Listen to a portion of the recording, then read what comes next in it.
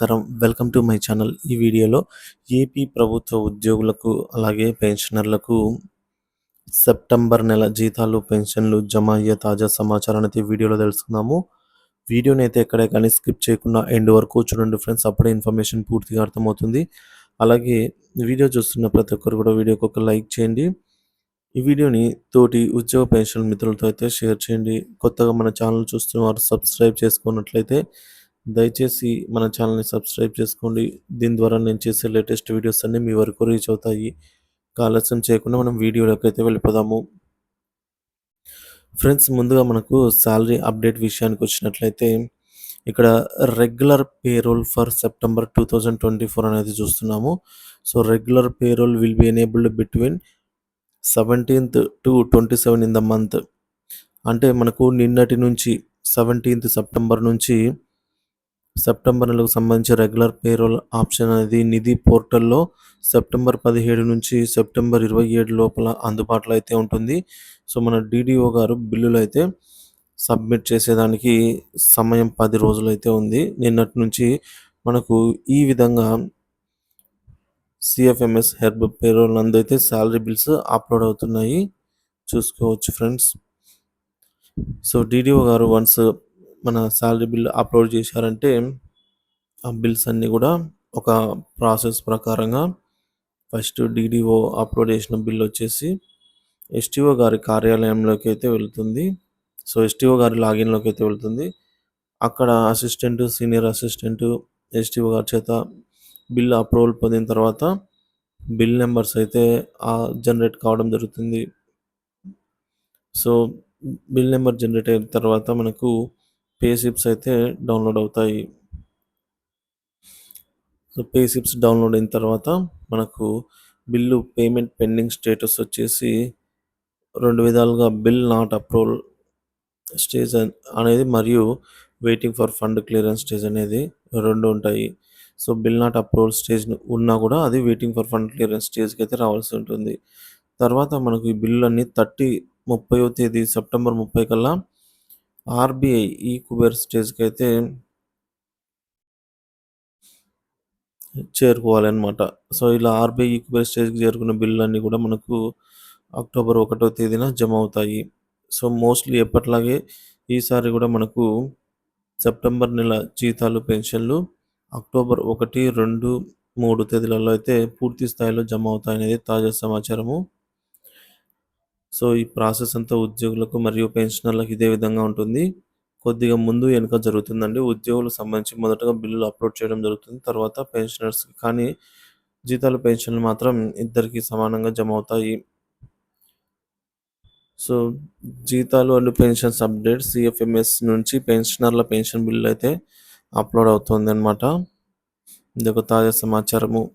అలాగే ఈ సెప్టెంబర్ నెలకు సంబంధించి మనందరికీ తెలిసిందే అండి, వరద బాధితుల కోసం సీఎం రిలీఫ్ ఫండ్కు ఒకరోజు మూల వేతనాన్ని అయితే ఉద్యోగులు మరియు పెన్షనర్లు ఇస్తాము అని చెప్పి ఏపీ జేఏసీ వినతి పత్రాన్ని అయితే అందజేయడం జరిగిందనమాట, నారా చంద్రబాబు నాయుడు గారిని కలిసి.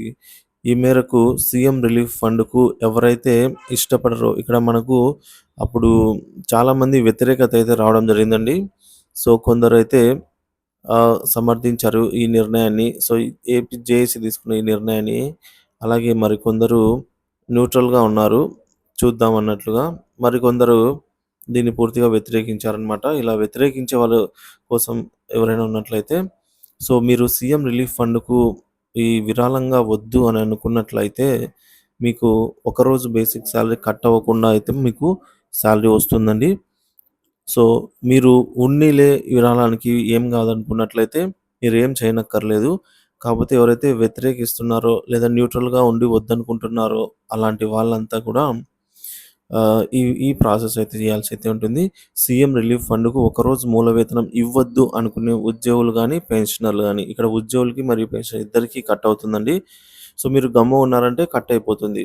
సో మీరు వద్దనుకున్నట్లయితే మనకు నిన్ననే జియో నెంబర్ 91 అనేది నిన్న ఈవినింగ్ రావడం జరిగిందనమాట.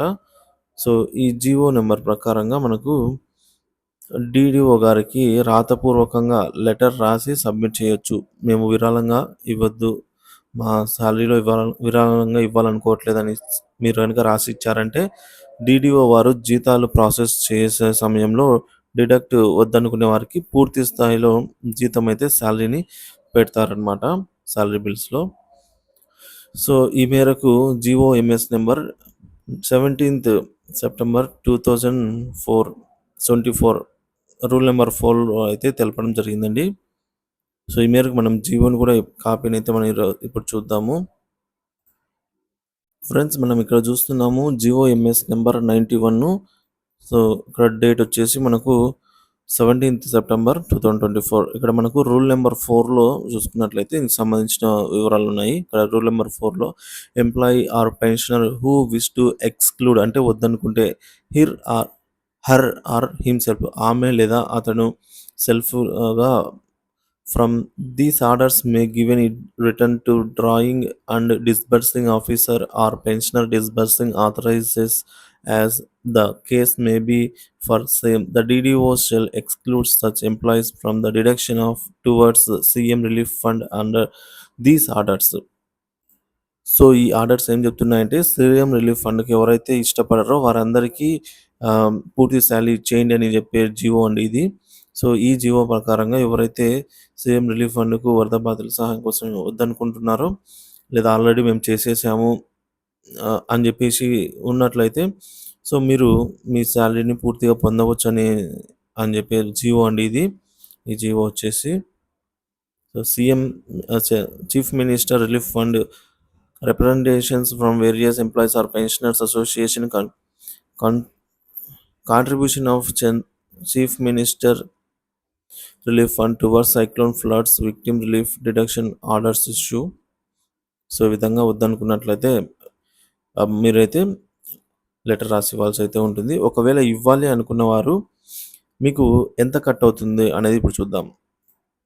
సో ఫ్రెండ్స్ ఇవ్వాలి అనుకున్న వారికి వారి యొక్క బేసిక్‌ని బట్టి ఎంత కట్ అవుతుందో చూద్దాం ఫ్రెండ్స్.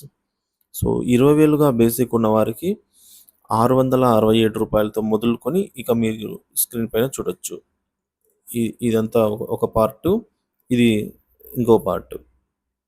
ఇది 65,000 బేసిక్ ఉన్న వారికి రూ. 2,179. సో, ఈ విధంగా మీరు చూసుకోండి ఫ్రెండ్స్. వీడియోని పాజ్ చేసి అయితే చూసుకోండి. లేదంటే మీ బేసిక్ సాలరీ డివైడెడ్ బై 30 చేసేయండి. అప్పుడే మీకు ఎంత అనేది వస్తుంది. సో, సీఎం రిలీఫ్ ఫండ్‌కు ఒక్క రోజుకు మీ బేసిక్ సాలరీ ఎంత డిడక్ట్ అవుతుందో తెలిపే టేబుల్ అండి ఇది. సో, ఎవరి బేసిక్‌కి లెఫ్ట్ సైడ్ బేసిక్ అయితే ఉంటుంది. Basic salary or pensioner. Right side మనకు ఇక్కడ మనకు ఎంత డిడక్ట్ అవుతుందో ఉంటుంది. ఇక్కడ మనకు సాలరీ గాని, పెన్షన్ గాని ఎంతైతే ఉంటుంది. సో, ఇకపోతే మనకు ఇంకొక అప్డేట్ ఏంటంటే ఇవాళ అంటే ఈరోజు 18వ తేదీన ఆంధ్రప్రదేశ్ మంత్రివర్గ సమావేశం అయితే జరగనుంది. సో, ఉదయం 18వ తేదీన ఉదయం 11 గంటల సమయానికైతే ఏపీ సచివాలయంలో భేటీ కానున్నారండి. సుదీర్ఘ చర్చ అయితే సాగనుంది. ఇందులో ఉద్యోగులకు సంబంధించి ఏమైనా ఇంపార్టెంట్ అప్డేట్స్ ఏమైనా వస్తాయనేది ఇవాల్టి వీడియోలో ఈవినింగ్ వీడియోలో అయితే తెలుసుకుందాం ఫ్రెండ్స్. ఇది ఇప్పటి వరకున్న తాజా సమాచారము. వీడియో చూస్తున్న ప్రతి ఒక్కరు కూడా తప్పకుండా వీడియోకి లైక్ చేయండి ఫ్రెండ్స్. చాలామంది లైక్ చేయడం మర్చిపోతున్నారు. సో, మీరు లైక్ చేశారంటే ఈ వీడియో మరొకరికి రికమెండ్ అవుతుంది. అలాగే షేర్ చేయండి ఫ్రెండ్స్ ఈ వీడియోని తోటి ఉద్యోగ పెన్షన్ మిత్రులతో. ఇలాంటి వీడియోస్ మనకు కావాలనుకున్నట్లయితే మన ఛానల్‌ని తప్పకుండా సబ్స్క్రైబ్ చేసుకోండి. Thank you for watching this video.